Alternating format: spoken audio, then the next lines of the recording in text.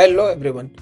तो इस वीडियो में हम लोग बात करेंगे सेविंग्स अकाउंट के रिलेटेड और डिफरेंट बैंक्स में जो सेविंग्स अकाउंट का इंटरेस्ट रेट है अलग अलग, उसको फिर कंपेयर करके देखेंगे कि कहाँ पे बेस्ट इंटरेस्ट रेट मिलता है। तो इसमें जो 10 बैंक्स का मैं लिया हूँ, उसमें स्टार्टिंग विद दी बैंक जो कि मिनिमम इंटरेस्ट रेट देता है और उसके साथ ही साथ जो मैक्सिमम इंटरेस्ट रेट देता है और in between different interest rate देने वाले बैंक। तो अब इसमें क्या है कि जो मिनिमम इंटरेस्ट रेट बैंक देती है उसमें अगर आप 10 लाख डिपॉजिट करते हैं तो in the long term in 25 years आपका 10 लाख 20 लाख बन जाएगा इन 25 ईयर्स। लेकिन अगर जो बैंक मैक्सिमम इंटरेस्ट ऑफर कर रही है फॉर नाउ, उसमें अगर आप जो है कि उसी 10 लाख को सेविंग्स अकाउंट में रखेंगे तो वो 20 लाख की जगह 60 लाख बन जाएगा। तो मतलब सिर्फ किस बैंक में आप रख रहे हैं उस चॉइस के बेसिस पे इधर आपका पैसा जो है कि 10 से 20 होगा या फिर 10 से 60 होगा। तो ये काफ़ी मतलब जो है कि 20 और 60 मतलब इसमें आपको 20 के केस में एडिशनल 10 लाख इंटरेस्ट मिल रहा है और 60 के केस में 50 लाख इंटरेस्ट मिल रहा है। मतलब यहाँ 5 टाइम्स का डिफरेंस है। जब मैं इसे बना रहा था तो काफ़ी ये मतलब अमेजिंग एंड इंटरेस्टिंग लगा कि मतलब 5 टाइम्स का भी आपके जो ओवरऑल रिटर्न है उसमें ये डिफरेंस आ सकता है। इन जनरल फिनेंशियल प्लानिंग का जब बात होता है तो ये अवॉइड किया जाता है, ये सजेस्ट किया जाता है कि इन जनरल सेविंग्स अकाउंट में पैसा नहीं रखना चाहिए क्योंकि इंटरेस्ट रेट काफ़ी लो रहता है। तो इधर आप जो है कि स्टॉक मार्केट में इन्वेस्ट करें, बट सब पैसा तो स्टॉक मार्केट में नहीं इन्वेस्ट कर सकते हैं। कुछ पैसा जो है कि इमरजेंसी डिपॉजिट और इमरजेंसी कॉर्पस बना के भी रखना पड़ता है, जिसको इधर हम एफडी में रखते हैं या सेविंग्स अकाउंट में रखते हैं। तो वो जो इमरजेंसी कॉर्पस है तो लिक्विडिटी के पॉइंट ऑफ व्यू में भी ठीक होता है, लेकिन सबसे ज़्यादा लिक्विड तो सेविंग्स अकाउंट हो। मतलब एनीवे बहुत कुछ पैसा तो हम सेविंग्स अकाउंट में रखते ही हैं। साथ ही साथ जो लोग शेयर मार्केट में लगातार इन्वेस्टिंग या ट्रेडिंग करते हैं या फिर आईपीओ में लगातार अप्लाई करते हैं मल्टीपल एप्लीकेशन, वो लोग 10-15 लाख तो अपने सेविंग्स अकाउंट में रखते ही हैं। तो मैं एक केस स्टडी लिया हूँ कि 10 लाख अगर आप अपने अकाउंट में रख रहे हैं तो वो 10 अलग अलग बैंक में किस तरीके से आप जो है कि रखते हैं तो किस तरीके से आपको इंटरेस्ट मिलता है। अब इसमें वैसे तो सजेस्टेड रहेगा कि आप वीडियो को पूरा लास्ट तक देखें तो आप पूरा प्रोसेस समझ पाएंगे कि सारे बैंक का जो है कि इंटरेस्ट रेट कैसे फाइंड आउट करना है। बट अगर उतना टाइम ना हो तो आप सीधा लास्ट वाले पार्ट में मैं चैप्टर इसमें इंक्लूड कर दूंगा। तो लास्ट वाले चैप्टर में जहाँ पे rate comparison, final rate comparison का चार्ट रहेगा, वहाँ पे आप जंप करके सीधा जो है कि रेट का कंपैरिजन चार्ट देख लें कि किस बैंक में क्या मिल रहा है। और ये जो कोई भी रेट है ये आज मैं जब वीडियो को रिकॉर्ड कर रहा हूँ इस दिन के अकॉर्डिंग है। तो जब भी आप इस तरीके से इन्वेस्ट करने जाए या बैंक में पैसा रखने जाए तो सजेस्टेड है कि उस दिन में आप जो है कि डिफरेंट बैंक्स में क्या है वो एक बार देख लें। इन जनरल जो ट्रेंड है वो ट्रेंड तो फॉलो होता ही है, जैसे हमारे चार्ट में भी आपको दिखेगा कि 2-3 बैंक जो शुरू का है उसमें मिनिमम इंटरेस्ट रेट मिलता है और लास्ट का 2-3 बैंक में मैक्सिमम इंटरेस्ट रेट मिलता है। इन जनरल वो सब बैंक वैसे ही होते हैं, बट फिर भी at the time of deposit आप जो है कि एक बार फिर से देख लें और जो कैलकुलेशन भी है वो भी अपना ठीक से कर लें। तो चलिए स्टार्ट करते हैं। ओके, तो स्टार्ट करते हैं। तो यहाँ पे 10 बैंक्स का लिस्ट है। सबसे पहले है SBI और लास्ट में यहाँ पे यूनिटी। तो ये 1 बाई 1 हम लोग देखते हैं। तो चलिए SBI से शुरू करते हैं। तो ये देखिए SBI का दिखा रहा है, तो ये खोल लेते हैं बैंक का वेबसाइट। तो यहाँ पे देखिए बैलेंस लेस देन 10 CR तक 2.7% पर एनम का इंटरेस्ट रेट है। तो यहाँ पे हो गया 2.7% और सेम जो है कि सब। तो यहाँ पे मैं 0 से 1 लाख, 1 से 5 लाख और 5 से 10 लाख ये 3 स्लैब्स में तोड़ दिया हूँ, क्योंकि बहुत सारी बैंक इसी तरीके से इंटरेस्ट रेट को स्लैब वाइज डिफाइन करती है। SBI में फ्लैट है, लेकिन बहुत सारी अलग बैंक में अलग अलग होता है, तो इसलिए मैं जो है कि इस तरीके से तोड़ के यहाँ पे रखा हूँ। तो आगे देखते हैं एक्सिस का। Axis bank savings account interest rate ये खोल लेते हैं। तो इनका है अप टू 50 लाख 3% का। तो यहाँ पे हो गया 3.0%। सेम इधर भी सेम HDFC का देख लेते हैं। HDFC तो सेम इनका अप टू 50 लाख 3%, तो यहाँ पे सेम हो गया। अब देखेंगे यस बैंक का, तो यस बैंक का है अप टू 1 लाख है 3%, 1 से 5 लाख में 4% और 5 से 10 लाख तक 5%, तो 3, 4, 5।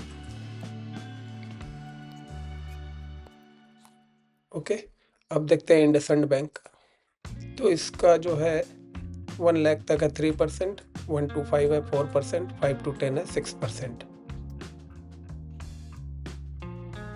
ये हो जाएगा 6%। नेक्स्ट है जाना बैंक, तो इनका अप टू 1 लाख 2.5%, 1 to 5 है 5% और मोर देन 5 में है 6.5%, 2.5%, 5%, 6.25%। नेक्स्ट है हमारा सूर्योदय बैंक,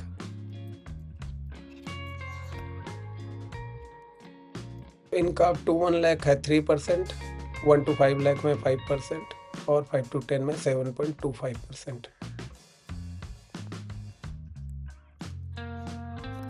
नेक्स्ट है नॉर्थ ईस्ट बैंक,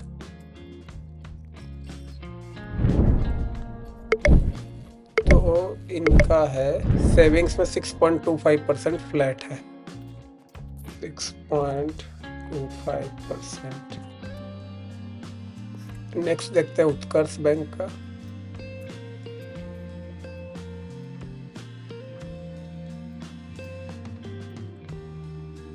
तो इनका up to 1 lakh 4%, then 1 to 5 6.25% and above 5 7.5%।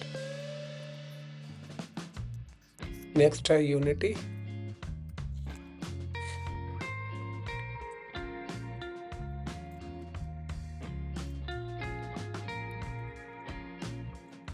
तो यूनिटी बैंक का भी यहाँ पे दिख नहीं रहा है, तो भी मैं पहले इस पे बनाया था, तो वहाँ से देख लेते हैं।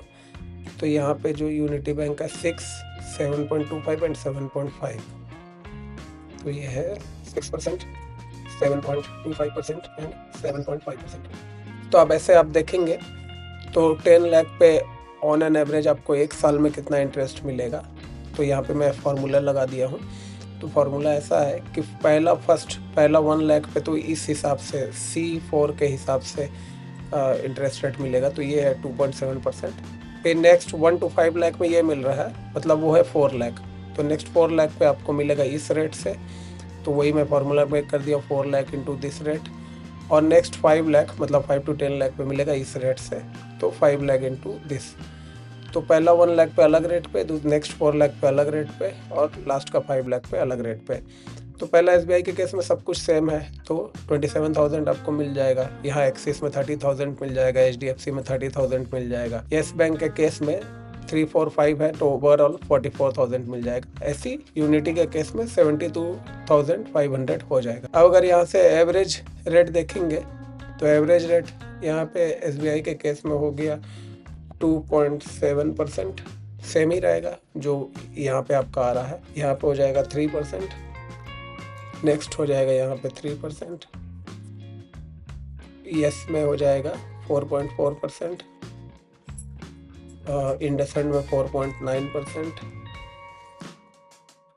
और जाना में हो जाएगा 5.375%, सूर्योदय में हो जाएगा 5.925% और नॉर्थ ईस्ट में हो जाएगा 6.25%, 6.25%, उत्कर्ष में हो जाएगा 6.65% और यूनिटी में हो जाएगा 7.25%।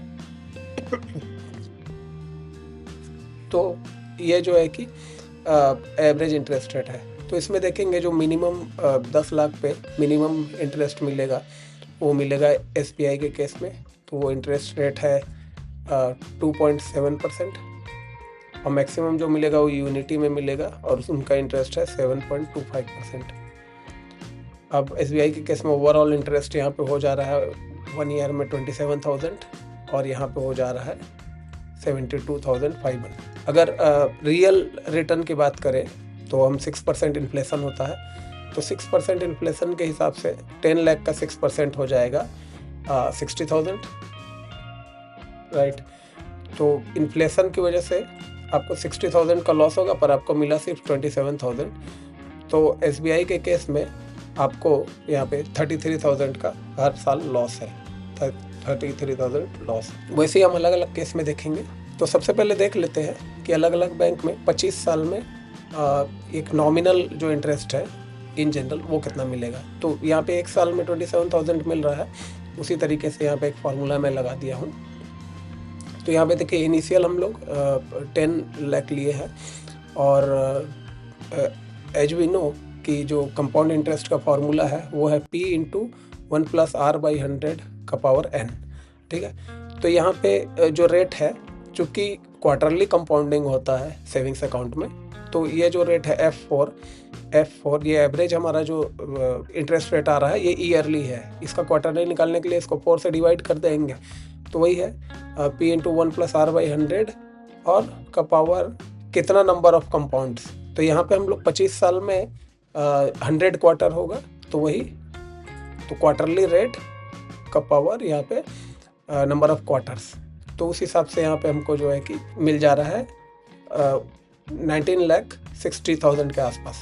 तो अब यहाँ पे जो है कि इसी तरीके से सबका निकाल लेंगे। तो यहाँ पे देखेंगे यूनिटी के केस में हो रहा है 60,27,000, मतलब जो लोएस्ट इंटरेस्ट रेट मिल रहा है वो SBI के केस में वो 20 लाख से भी कम मिल रहा है। ओवरऑल आपका जो 10 लाख है वो 20 लाख से भी कम होगा, और यहाँ पे जो इंटरेस्ट मिलेगा वो आपको ओवरऑल 10 लाख से कम मिलेगा। और जो मैक्सिमम इंटरेस्ट रेट दे रहा है जैसे कि यूनिटी बैंक, उसके केस में आपको 50 लाख से भी ज़्यादा इंटरेस्ट मिलेगा। तो एक बैंक के केस में आपको 10 लाख से भी कम इंटरेस्ट मिल रहा है, और दूसरे बैंक के केस में 50 लाख से भी ज़्यादा इंटरेस्ट मिल रहा है। तो ये तो काफ़ी ज़बरदस्त डिफरेंस है, 5 टाइम्स से भी ज़्यादा का जो है कि यहाँ पे डिफरेंस आ रहा है। अब रियल वैल्यू की भी बात करें, चूँकि 6% इन्फ्लेशन है, तो एक्चुअल में आपका पैसा किस तरीके से ग्रो कर रहा है या डी ग्रो कर रहा है उसको देखते हैं। तो यहाँ पे फिर से मैं फार्मूला लगा दिया हूँ। तो यहाँ पे देखिए पहले इनिशियल हमारा कॉर्पस था 10 लाख, तो यहाँ पे हम एक्चुअल जो इंटरेस्ट रेट है, रियल इंटरेस्ट रेट को लेंगे, तो हमारा ईयरली इन्फ्लेशन है 6%, ठीक है। तो जो क्वार्टरली इन्फ्लेशन होगा वो होगा 6%, ये हो गया हमारा ईयरली इन्फ्लेशन। जो क्वार्टरली इन्फ्लेशन होगा वो होगा 6% by 4, 6/4 = 1.5%, ठीक है। और क्वार्टरली हमारा जो रेट होगा, तो हम पहले ही देख लिए थे, इसको हम जो है कि 4 से डिवाइड करेंगे तो क्वार्टरली रेट निकल जाएगा। तो वही मैं किया हूँ 1 प्लस यहाँ पे quarterly rate minus quarterly inflation का पावर, वो हमारा नंबर ऑफ पीरियड्स। तो यहाँ पे हो गया 25 × 4 100 पीरियड।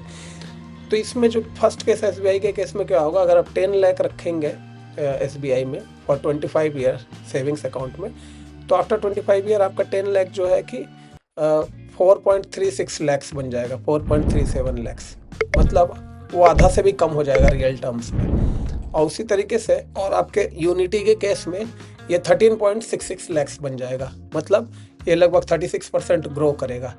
तो पहले केस में आपका जो है कि 56% डी ग्रोथ करेगा। तो इस सब केस में हम देख सकते हैं अप टू दिस आपका जो है कि पैसा डी ग्रो करेगा, मतलब आपका पैसा डूबेगा उतना समय में। ये रेड कर देते हैं इन सब चीज़ों को, है ना। और ये जो 3 बैंक है इसमें आपका पैसा थोड़ा बढ़ेगा लॉन्ग टर्म में।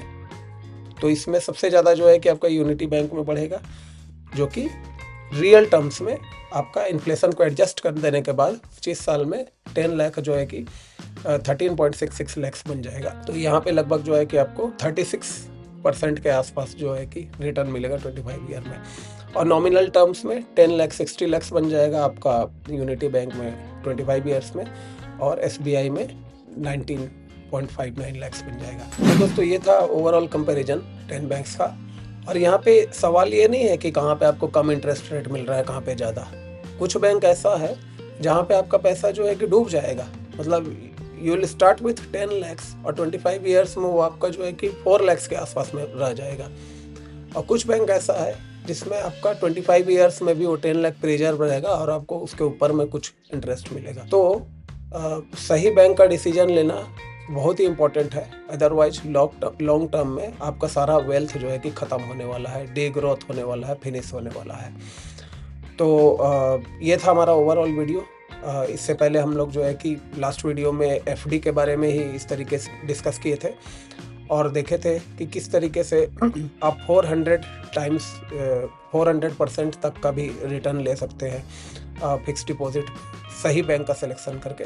तो उसका आपको यहाँ पे ऊपर में लिंक मिल जाएगा, वहाँ से देख लें कार्ड से क्लिक करके एफडी वाला वीडियो, और इस वीडियो के लास्ट में भी एफडी वाले वीडियो का आपको मिल जाएगा। तो आज के लिए बस इतना ही। आशा करता हूँ कि आपको अच्छा लगा होगा ये वीडियो, और अगर आप अभी भी गलत बैंक में अपने सेविंग्स अकाउंट में पैसा रखे हैं तो उसको जल्द से जल्द जो है कि जो सही बैंक है, जो सबसे ज़्यादा इंटरेस्ट रेट दे रहा है, उसमें अकाउंट खुलवाएं और उसमें अपने जो है कि पैसा को रखें, ताकि आपका पैसा डूबे नहीं। ओवरऑल लॉन्ग टर्म में आपको कुछ ना कुछ ग्रोथ हो उसमें, और जहाँ भी मैक्सिमम मिल पा रहा है वहाँ पे हो। तब तक के लिए बाय बाय, मिलते हैं नेक्स्ट वीडियो में। जय हिंद।